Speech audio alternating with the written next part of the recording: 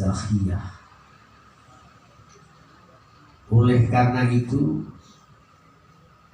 ada anjuran dari Allah Subhanahu wa Ta'ala untuk bersabar.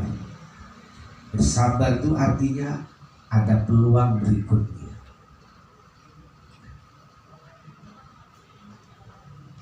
Sebagaimana dulu ada seorang sahabat namanya Ummu Sulaim. Ummu Sulaim itu masih pasangan muda. Dia juga baru punya anak kecil. Satu saat anaknya dipanggil oleh Allah. Ini Ummu Sulaim, si perempuan. Si anaknya yang baru beberapa tahun, wakila baru 3 tahun, masih demen-demennya itu sang ibu dengan anak, dipanggil oleh Allah. Tapi waktu itu suaminya tidak ada di rumah, yang ada hanya Ummu Sulaim. Akhirnya Ummu Sulaim ini luar biasa, ini yang patut kita contoh. Ummu Sulaim pertama yang diucapkan inna lillahi wa inna ilaihi raji'un. Ada sebuah riwayat juga, ketika kita mendengar orang yang mati, pertama yang diucapkan adalah alhamdulillah alladzi afani, kemudian baru inna lillahi wa inna ilaihi raji'un. Ummu Sulaim mengucapkan innalillah, tidak menangis, tidak meronta. Pas satu saat suaminya datang. Begitu datang, sebagaimana kebiasaannya, istri yang salehah itu ketika suami datang, ia menjemput di depan pintu, kemudian mempersilakan masuk, terus memberi pelayanan, ngasih makan, ngasih minum, bahkan mohon maaf sempat bercumbu rayu. Habis selesai senang suaminya, baru dikasih tahu. Itu pun dengan bahasa yang sangat-sangat pelan-pelan.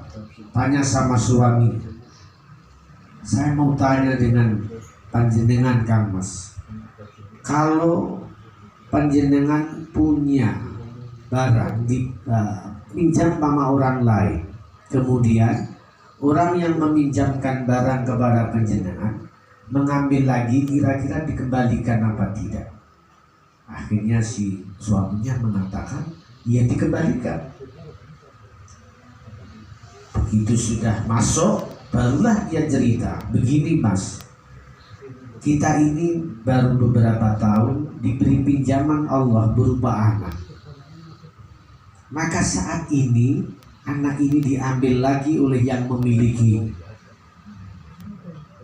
Marah itu suami pertama. Marah pelang-pelang karena zaman dulu masih ada nabi. Akhirnya beliau berdua mengadu kepada nabi. Begitu mengadu kepada nabi, belum sampai di depan pintu nabi, Rasulullah itu dari jauh sudah senyum, sudah ketawa. Begitu pasangan muda ini masuk, Rasul malah lebih dulu ngasih tahu, ini yang ngomong saya dulu atau kamu yang mau ngabari aku? Kaget itu. Maksudnya apa ya Rasulullah? Kamu mau curhat, apa yang kamu curhatkan saya tahu. Allah akan menggantimu sesuatu yang istimewa kelak nanti. Saya tahu apa yang dilakukan oleh istrimu itu sesuatu yang benar, tidak salah. Akhirnya suami tadi itu legowo karena sing dawuh Kanjeng Nabi. Ia memahami bahwasanya kehidupan itu masih berlaku. Bapak Ibu semua yang dimuliakan Allah. Nah, kita sebagai orang yang masih diberi kehidupan oleh Allah, memang ada kewajiban-kewajiban. Di antaranya kewajiban waktu orang meninggal itu wajib memandikan. Saya pernah ditanya, Pak Kiai, kalau ada orang mati, umpamanya tidak ada yang mandiin, tidak ada yang gimana? Ya tidak masalah. Artinya tidak masalah bagaimana? Kalau orang yang mati ya selesai. Kalau memang dia baik, insya Allah baik. Urusan memandikan, menyolati itu tidak ada kaitannya dengan sang mayit. Itu adalah kewajiban bagi orang yang hidup.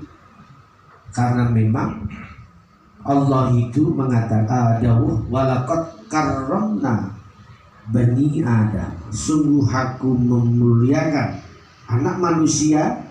Cara memuliakannya itu sampai menghantarkan, sampai mati pun harus ada mandi, harus ada penguburan. Itu adalah kewajiban yang hidup, tidak ada kaitannya dengan orang yang mati. Sehingga ketika ada orang pamannya mati di tengah hutan, tidak ada yang tahu, selesai urusan, ya tidak masalah, karena tidak ada yang tahu. Nah, yang kita yang hidup ini wajib memuliakan. Islam ini agama yang sangat rasional, memuliakan manusia. Bisa dibayangkan, mohon maaf, agama yang tertentu ketika mati harus dibakar, dan bakar sekarang mahal, minimal 7 juta ini pembakar. Nah, Islam tidak, memandikan, kemudian menyalati, dan itu adalah bagian cara memuliakan manusia. Sampai ketika habis itu kita ikut berdoa, mendoakan ini juga berfungsi kepada si mayit, berfungsi kepada orang yang sudah meninggal. Nah, disinilah maka kita orang Islam yang manhaj keislamannya mengikuti Ahlus Sunnah wal Jamaah, berkeyakinan bahwasanya ada kaitannya orang yang hidup dengan orang yang mati. Masih ada kaitan. Satu saat ada sebuah riwayat mengatakan, hal baqiya alayya syai'un an abirra walidayya ba'da mauti. Masihkah ada sisa kebaikan yang bisa aku persembahkan kepada kedua orang tuaku apabila meninggal? Nabi mengatakan, na'am, ya masih ada. Apa itu diantaranya?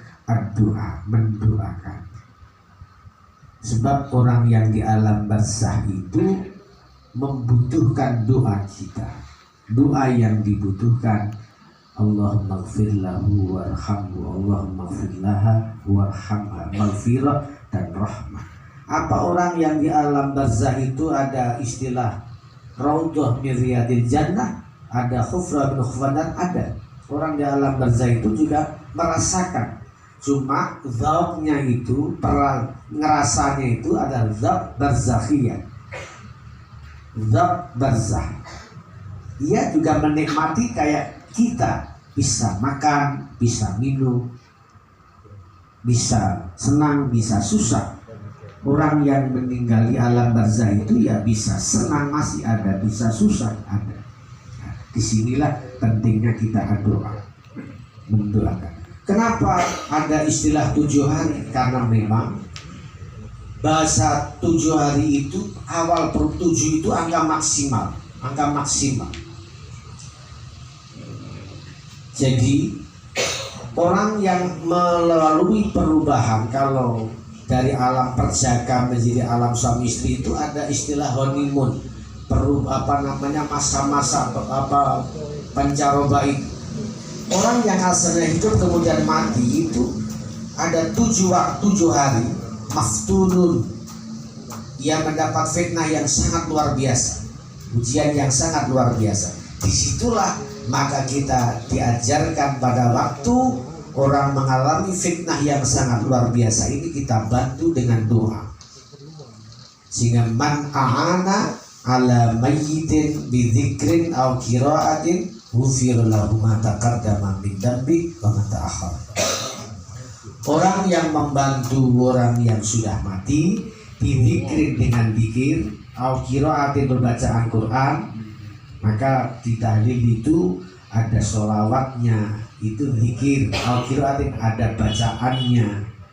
Mengapa Yasin itu ada hadisnya memang, ikra'u mautaku, bacakanlah mautakum Yasin, orang-orang yang mati kalian akan Yasin. Mauta itu jamaknya mayyit, juga bisa jamaknya mayit. Kalau jamaknya mayyit artinya sebelum mati dibacakan Yasin, setelah mati jamaknya mayit bisa dibacakan Yasin. Itu kalimat Al-Quran itu Yasin, itu bisa memberi kesenangan orang yang di alam barzakh. Kemudian maka kita diperintahkan untuk mengajarkan bacaan-bacaan kalimat thayyibat itu menyenangkan kepada orang yang di alam barzakh. Semoga Ananda Fahima Nada disenangkan oleh Allah Subhanahu wa taala dengan bacaan-bacaan kita. Sebab di alam barzakh ini kalau boleh saya analogikan adalah kayak orang urusan itu masih di kepolisian atau di kejaksaan. Berkas itu masih di kejaksaan atau di kepolisian. Ini masih bisa diotak-atik, masih bisa diotak-atik. Kalau sudah nanti di pengadilan dah dimasukkan di P2 kan, nah itu sudah nanti tunggu pengadilan. Kalau masih di kepolisian, saya bisa diotak-atik ini mau apa, itu masih bisa. Maka masih bisa ditolong dengan doa-doa ini. Maka ketika orang yang di alam barzakh ini lolos baik, maka akhir pasti baik. Itu ukuran begitu.